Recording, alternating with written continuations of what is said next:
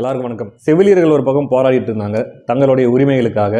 அவங்கள அங்கிருந்து அப்படியே கொத்தா தூக்கிட்டு போய் கிளாம்பாக்கத்தில் போட்டு அவங்க அங்கேயும் போராடினாங்க, அங்கேயும் உட்காந்துக்கிட்டு போராட்டம் பண்ணாங்க. ஆனால் அதில் எந்த ஒரு பயனும் இல்லை அப்படின்ற விரக்தியில் அவங்க ஒரு பக்கம் இருக்காங்க. இதுக்கு முன்னாடி தூய்மை பணியாளர்கள் போராடினாங்க, இப்பயும் போராடிட்டு இருக்கிறாங்க. இப்படி இருக்கக்கூடிய சூழ்நிலையில் இடைநிலை ஆசிரியர்கள் எங்களுக்கு தேர்தல் வாக்குறுதின்னு ஒன்று கொடுத்தீங்க, நாங்கள் ஆட்சிக்கு வந்தோம்னா உங்களுக்கு மற்ற அரசு ஆசிரியர்களை போலவே உங்களுக்கும் சம்பள உயர்வு, அதே மாதிரி உங்களுக்கு அதுக்கு உரிய சலுகைகள் எல்லாமே வழங்கப்படும் அப்படின்ட்டு தேர்தல் வாக்குறுதி 311வது நம்பர் வாக்குறுதி கொடுத்தீங்கல்ல, அந்த வாக்குறுதியை நிறைவேற்றுங்க அப்படின்ட்டு ஆட்சி முடிகிற டைமில் எதுக்கு இப்போ போராடிட்டு இருக்கிறாங்கன்றது நமக்கு புரியல. அப்படி போராடி இது வரைக்கும் என்ன சாதிச்சாங்கன்னு தான் புரியல. ஜாக்டோ ஜியோ முக்கி பார்த்தாங்க, ஒன்றும் நடக்கிற மாதிரி தெரியல. அப்படின்னும் போது சரி, இருந்தாலும் ஒரு நம்பிக்கையில் போய் போராடுறாங்க. எங்கள் பள்ளிக்கல்வித்துறை அமைச்சர் அவருடைய சென்னையில் இருக்கக்கூடிய அவருடைய இல்லத்தை நோக்கி அவங்க நடந்து போகிறாங்க, நடைபயணம் போகிறாங்க. அப்போ அவங்கள அங்கேருந்து கைது பண்ணி இந்த காவல்துறை கொண்டு போகுது. அதில் பாருங்கள் பாதிக்கப்பட்ட ஒருத்தர் எந்த அளவுக்கு கஷ்டப்பட்டுருக்கிறாங்க அப்படின்ட்டு.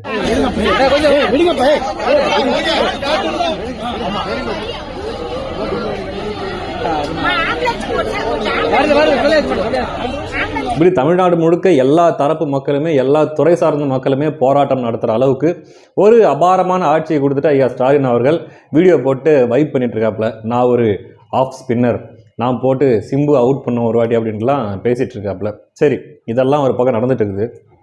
இன்னொரு பக்கம் பார்த்தீங்கன்னா, இப்படி இருக்கக்கூடிய சூழ்நிலை மக்களுக்கு ஒரு கடுமையான வெறுப்பு திமுக மேலே இருக்கக்கூடிய இந்த சூழ்நிலையில் ஐயா ஸ்டாலின் அவர்கள் எப்படியாவது தான் ஆட்சிக்கு வந்து விடலாம் அப்படின்ட்டு நம்பிட்டு இருந்தார். உண்மையாகவே நம்பிட்டு இருந்தார். எதை வச்சு அப்படின்னா, ஒரே ஒரு விஷயத்தை வச்சு தான். அந்த ஒரு விஷயத்தை வச்சு ஓகே, இந்த தடவை 2026 நம்ம தான் அப்படின்னு நம்பிட்டு இருந்தார். அப்படி ஐயா ஸ்டாலின் அவர்கள் தன்னுடைய தலையில் மாட்டி வைத்திருந்த அந்த முதல்வர் கனவை வெடுக்கென்று பிடிங்கி வீசி இருக்கிறார்கள் உடன்பிறப்புகள். அப்படி ஒரு வேலையை பார்த்துருக்கிறாங்க. ஐயா ஸ்டாலின் அவர்கள் என்னமோ நினச்சிட்டு இருந்தார், தான் ஒரு ரிங் மாஸ்டர் மாதிரி இருந்துக்கிட்டு உடன்பிறப்புகள் எல்லாம் அப்படியே என் கண்ணு முன்னாடி எவனும் என் கண் பார்வை விட்டு தப்ப முடியாது அப்படின்ற மாதிரி வேலை வாங்கிட்டு இருக்கிறோம், அவ்வளோதான் நம்ம தான் ஜெயிக்க போகிறோம்னு நினச்சிட்டு இருந்தார். ஆனால் உடன்பிறப்புகள் ஐயா ஸ்டாலின் அவர்களை என்னவா ஆக்கியிருக்கிறாங்கன்னா, கான்ட்ராக்டர் நேசமணியாக ஆகியிருக்கிறாங்க.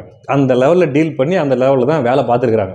இதெல்லாம் எங்கே ஆரம்பிக்குது அப்படின்னா, ஜூலை 1ஆம் தேதி நடந்த அந்த ஓரணியில் தமிழ்நாடுன்ற ஒன்று ஆரம்பித்து வச்சாங்களே, ஞாபகம் இருக்குதா? வீடு வீடாக போகிறது. அதாவது என்ன அவங்களோட திட்டம், அந்த ஓரணியில் தமிழ்நாடு அப்படின்னா, ஒவ்வொரு பூத்துக்கும் 30 விழுக்காடு மக்களை திமுகவில் உடன்பிறப்புகளாக திமுக கட்சியில் இணைக்கிற வேலையை தான் அந்த ஓரணியில் தமிழ்நாடு வேலையை செஞ்சுட்டு இருந்தாங்க. இதுதான் திட்டம். இதில் அவங்க என்னென்ன கூத்து பண்ணாங்கன்றதெல்லாம் நம்ம பார்த்தோம். வீட்டுக்கு போக வேண்டியது, அங்கே இருக்கிற பெண்களை கூப்பிட வேண்டியது, மாதம் உங்களுக்கு உதவித்தொகை 1000 வருதாமா? வருதுங்க. அப்புறம் மகளிர் விடியல் பயணம் பஸ்ஸில் போகிறீங்களா, அதெல்லாம் உங்களுக்கு பயனுள்ளதாக இருக்குதா? இருக்குதுங்க அப்படின்னு அவ்வளோதான் முடிஞ்சு. நீங்கள் உடன்பிறப்பாக தேர்ந்தெடுக்கப்பட்டு விட்டீர்கள், யூ ஆர் செலக்டட் அப்படின்ட்டு கையெழுத்தை போட்டு போய் வீட்டில் போய் அந்த ஓரணியில் தமிழ்நாடு ஸ்டிக்கரை ஒட்டி விட்டு போயிடுவாங்க. இந்த அளவுக்கு ஒரு சீரும் சிறப்பமாக வேலை பார்த்துட்டு இருந்தாங்க. இப்படியாக 45 நாட்கள் நம்ம உடன்பிறப்புகள் வீடு வீடாக புள்ள பிடிக்கிற மாதிரி போயிட்டு அந்த ஸ்டிக்கரை ஒட்டி விட்டு யூ ஆர் செலக்டட், உடன்பிறப்பா நீ மாறிட்ட அப்படின்ட்டு சொல்லிட்டு போயிட்டு இருந்தாங்க. அதுலேயே எத்தனை பேர் ஓட்டு போடுவாங்களான்னு தெரியாது. எத்தனை பேர் சரி வந்துட்டு ஸ்டிக்கர் தானே, கருமத்தை ஒட்டி விட்டு போ அப்படின்ற மாதிரி கூட பல பேர் நினச்சிருக்கலாம். எதுக்கு வர்றவங்ககிட்ட பிரச்சனை பண்ணுறதுக்கு, பார்க்குறதுக்கு ஆள் ஒரு மார்க்கமாக வேற இருக்கலாம், கம்மன் இருந்துக்கலாம் அப்படின்ட்டு போய் இருந்திருக்கலாம். அதுலேயே எத்தனை பேர் ஓட்டு போடுவாங்கன்றது உறுதி இல்லை. இப்படி இருக்கக்கூடிய சூழ்நிலையில் இது மூலமாக தான் நம்ம ஜெயிக்க போகிறோம் அப்படின்ட்டு நம்பிட்டு இருந்த நம்முடைய முதல்வர் ஐயா ஸ்டாலின் அவர்களுக்கு மண்டை மேல் ஒரு இடியை இறக்கி இருக்கிறது எஸ்ஐஆர்.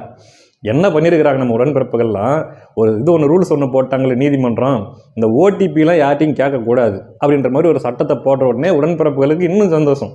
ஏன்னா அங்கே அவ்வளோ பெரிய கணக்கெல்லாம் காட்ட தேவையில்லை. ஏற்கனவே இருக்கிற வாக்காளர் பட்டியல் இருக்குல்ல, அந்த வாக்காளர் பட்டியலேருந்து இவங்களே இஷ்டத்துக்கு என்ன பண்ணியிருக்கிறாங்க, பேரை போட்டு அட்ரஸை போட்டு திமுகவில் சேர்ந்துட்டாங்கன்ற மாதிரி எக்கச்சக்கமான ஒரு மோசடி, இந்த மாதிரி ஒரு வேலை பார்த்துருக்கிறாங்க உடன்பிறப்பு. அப்படி நம்ம உடன்பிறப்புகளோட அந்த அபாரமான உழைப்பையும் அது மூலமாக அவங்க காட்டின எக்ஸ்ட்ரானரி ரிசல்ட்டையும் பார்த்துட்டு பெண் நிறுவனம் இல்லையே ஏதோ தப்பாக இருக்குது, இப்படியெல்லாம் நடக்க சான்ஸ் இல்லையே அப்படின்ட்டு அவங்க ஒரு ஆய்வு பண்ணியிருக்காங்க. ஆய்வு பண்ணதில் பார்த்தா 10 லட்சம் வாக்காளர்கள் போலியாக அந்த ஓரணியில் தமிழ்நாடு அப்படிங்கிறதுல சேர்க்கப்பட்டுக்கிறாங்க. அதுக்கப்புறம் இல்லை, எல்லா கோட்டையும் அழி, முதல்லேருந்து எண்ணு அப்படின்ற மாதிரி திருப்பி என்ன பண்ணியிருக்கிறாங்க, கண்டித்து பிச்சு பண்ண ராஸ் கல்யாணம், என்ன விளையாட்டுத்தனம் பண்ணுறியா அப்படின்ட்டு முதல்வர் திட்டி இப்போ மறுபடியும் போய் பண்ணு அப்படின்ட்டு அனுப்பிச்சு விட்ருக்காரு. அதுக்கப்புறம் பார்த்தீங்கன்னா மறுபடியும் ஒரு ரிசல்ட் ஒன்று வந்திருக்கு. இப்படி இருக்கக்கூடிய இந்த சூழ்நிலையில் தான் எஸ்ஐஆர் பட்டியல் வெளியாகுது. எத்தனை வாக்காளர்கள் சேர்க்கப்பட்டிருக்கிறாங்க, எத்தனை போலி வாக்காளர்கள் நீக்கப்பட்டிருக்கிறாங்க அப்படின்ற எஸ்ஐஆர் பட்டியல் வெளியாகுது. கிட்டத்தட்ட தமிழ்நாடு முழுக்க 97 லட்சம் வாக்காளர்கள் போலி வாக்காளர்களாக சேர்க்கப்பட்டு நீக்கப்பட்டிருக்கிறாங்க.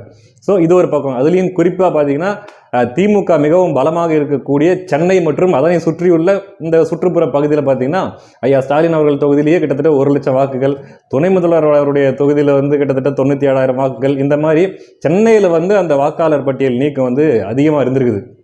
இப்போ ஐயா ஸ்டாலின் அவர்கள் என்ன பண்ணுறாரு, ஒரு கணக்கு ஒன்று போடுறாங்க.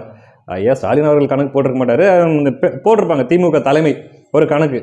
என்ன அப்படின்னா, இப்போது இதில் இந்த எஸ்ஐஆர் மூலமாக வந்திருக்கிற வாக்காளர் எண்ணிக்கை எவ்வளோ இருக்குது, இந்த ஓரணியில் தமிழ்நாடுன்ற ஒன்று வச்சுக்கிட்டு இவங்க சேர்த்தாங்கல்ல திமுகவுக்குன்ட்டு வாக்களிக்கக்கூடிய இந்த திமுக ஆதரவாளர்கள் உறுப்பினர்கள் அப்படின்ட்டு, இந்த எண்ணிக்கை எவ்வளோ இருக்குது அப்படின்ட்டு வச்சு பார்க்கும்போது கடுமையான ஷாக். ஏன்னா மறுபடியும் ஒரு ஊழல் பண்ணியிருக்கிறாங்க திமுக உடன்பிறப்புகள். அது ஒரு பக்கம் இருக்கட்டும். இன்னொரு விஷயம் என்னென்னா, இவங்க சேர்த்துருக்கிறாங்கல்ல இந்த ஓரணியில் தமிழ்நாடு அப்படின்ற பேரில் இத்தனை லட்சமா 97 லட்சமா எவ்வளோ வாக்காளர்கள் வந்து உள்ளே சேர்த்தாங்க.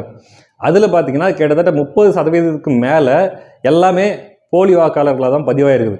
அதாவது இறந்து போனவர்கள் அல்லது இடம்பெயர்ந்தவர்கள் அல்லது இந்த இரட்டை வாக்கு, ஒரே பேர் 2 இடத்துல வாக்கு வச்சுருப்பாங்க பற்றி, இந்த மாதிரி வந்து கிட்டத்தட்ட அவங்க 97 லட்சம் பேர் கட்சியில் சேர்க்கப்பட்டோம் அப்படின்றதில் 30% மேலே அடி வாங்கியிருக்குது. இதை பார்த்துட்டு முதல்வருக்கு ஹார்ட் அட்டாக் வராது குறை ஒன்று தான். ஏன்னா அந்த ஒரே ஒரு விஷயத்தை தான் முதல்வர் அவர்கள் வெற்றிக்காக நம்பிட்டு இருந்தார். இதில் ஐயா ஸ்டாலின் அவர்களுக்கு மண்டை பிச்சுக்கிற மாதிரி டென்ஷனான விஷயமே, அவருடைய சொந்த தொகுதியான கொளத்தூர் தொகுதியில் கிட்டத்தட்ட 2.3 லட்சம் வாக்காளர்கள் இருந்தாங்க. அதுக்கப்புறம் இந்த போலி வாக்காளர்கள் நீக்கத்துக்கு பின்னாடி பார்த்தீங்கன்னா கிட்டத்தட்ட 1.87 லட்சம் வாக்காளர்கள் தான் இருக்காங்க. அப்படி இருக்கும்போது மொத்தம் இருக்கக்கூடிய அந்த 1.87 லட்சம் வாக்காளர்கள்லேயே திமுக உறுப்பினர்களாக மாறியவர்களாக உடன்பிறப்புகள் கணக்கு காட்டினாங்கல்ல இந்த ஓரணியில் தமிழ்நாடு மூலமாக நாங்கள் சேர்த்துறோன்ட்டு, அவங்க மட்டுமே கிட்டத்தட்ட 1.1 லட்சம் பேர். அப்போ அந்த தொகுதியில் கிட்டத்தட்ட 60 விழுக்காடு திமுக உடன்பிறப்புகள் மட்டும்தாங்கிறாங்க.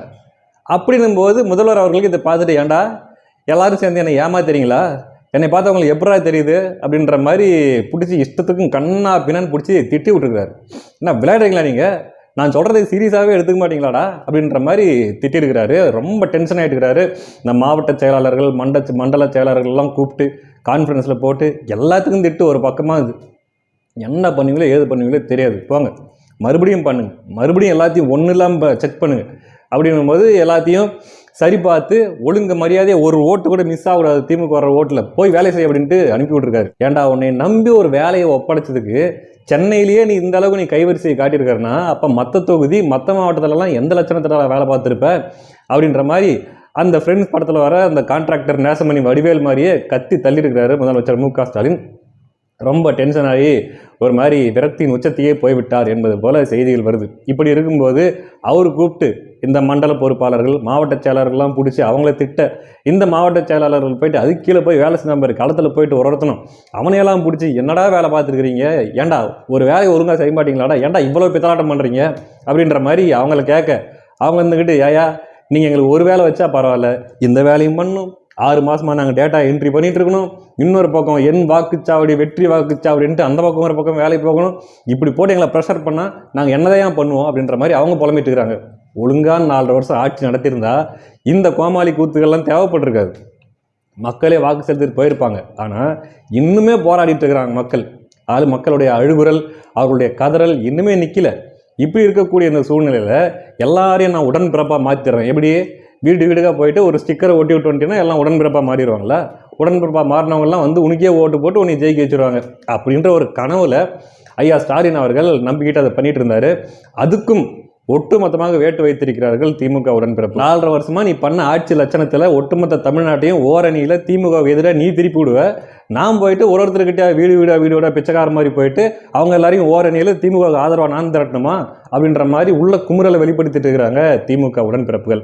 இப்படி இருக்கக்கூடிய சூழ்நிலையில் என்னதான் நீ திட்டு, நீ என்ன வேணா ஆய்வு பண்ணு, நீ வந்து இதில் ஐயா ஸ்டாலின் அவர்கள் இன்னொரு வேலையும் பார்த்துருக்கிறாரு. எவன் அளவுக்கு அதிகமாக பொய் பேசி என்னை குசிப்படுத்துறதுக்காக போலியான லிஸ்ட்டை தயார் பண்ணுவேன், அவனை கண்டுபிடி, அவனை வாட்ச் பண்ணு அப்படின்ட்டு.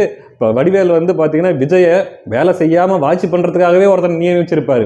ஃப்ரெண்ட்ஸ் படத்தில் அந்த மாதிரி யார் அவனெல்லாம் வாட்ச் பண்ணு அப்படின்றதுக்காகவே ஒரு ஸ்பெஷல் டீம் ஒன்று இது பண்ணி செட் பண்ணி அனுப்பிட்டுருக்காரு. ஸோ இப்படியாக உடன்பிறப்புகள் வந்து நீ என்ன வேணால் ஆய்வு பண்ணிக்க, நீ என்ன வேணால் டீமை போடு, பெண் நிறுவனத்தோட கண்ணுக்குள்ளேயே நாங்கள் விரல விட்டு ஆட்டும் அப்படின்ற மாதிரி உடன்பிறப்புகள் இருக்கிறாங்க. இப்படியாக இருக்கக்கூடிய இந்த சூழ்நிலையில் நடக்கிறதையெல்லாம் பார்க்கும்போது இந்த எஸ்ஐஆரில் குறிப்பாக ஏகப்பட்ட வாக்கு திருத்தங்கள் செய்யப்பட்டதுக்கு அப்புறமா திமுகவுடைய கூடாரம் கலகலத்து போயிருக்குது. உள்ளுக்குள்ளே ஒரு மயான அமைதியும் ஒரு பயமும் நிலவுவதாக தான் நமக்கு செய்திகள் வருது. பார்ப்போம்.